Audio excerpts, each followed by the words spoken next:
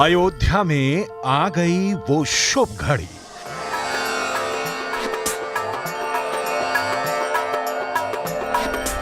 सदियों बाद साकार होने वाला है सपना।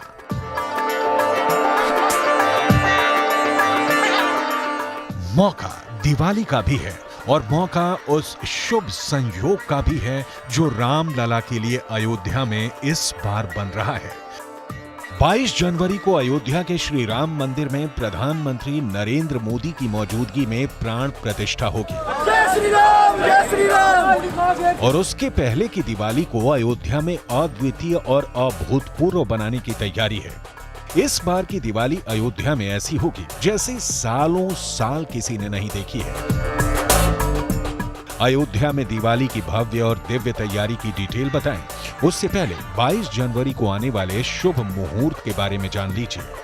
22 जनवरी को अयोध्या में राम मंदिर में प्राण प्रतिष्ठा होगी। हालांकि उससे पहले प्राण प्रतिष्ठा का अनुष्ठान 17 जनवरी से ही शुरू हो जाएगा और पूरे 5 दिन तक प्राण प्रतिष्ठा का अनुष्ठाान चलेगा। प्राण प्रतिष्ठा का कार्यक्रम मृगशिरा नक्षत्र में होगा। ग्रहों की यह स्थिति त्रेता में राम जन्म के योग से मेल खाती है और इसी शुभ योग में राम मंदिर में प्राण प्रतिष्ठा की पूजा संपन्न होगी। प्राण प्रतिष्ठा के दिन ये जो तमाम लाखों लोग मंदिरों में रुक जाएंगे, इनको हम ये छूट देंगे कि 26 जनवरी से लेकर 22 फरवरी तक हर एक इकाई को तारीखें निर्धारित की गई हैं। अपने लिए निर्धारित तारीख पर आप अयोध्या आइए। 22 जनवरी देश भर के कई मंदिरों में भी धार्मिक अनुष्ठान का कार्यक्रम होगा। सुबह 11 बजे से दोपहर 1 बजे तक देश के मठ मंदिरों में धार्मिक अनुष्ठान होगा। अलग अलग मंदिरों में टेलीविजन LED के जरिए लोग अयोध्या में प्राण प्रतिष्ठा की पूजा देखेंगे।